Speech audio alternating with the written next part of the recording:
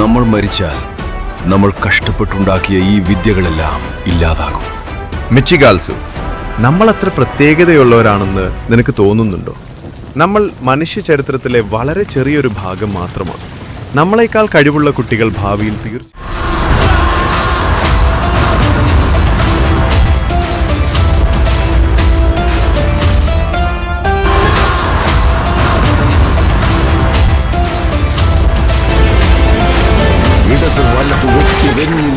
ഉലകിനെ രക്ഷിക്കാൻ ഒരു അഗ്നിശൈലത്തിനവൾ ജന്മം നൽകി.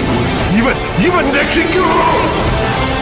അന്ന് കാട്ടുതീ പടർന്നു. നിന്റെ പുറകിൽ 1000 പേരുണ്ടെന്നുള്ള ധൈര്യം നിനക്കുണ്ടെങ്കിൽ നിനക്ക് ഒരു യുദ്ധം ജയിക്കാനാവും.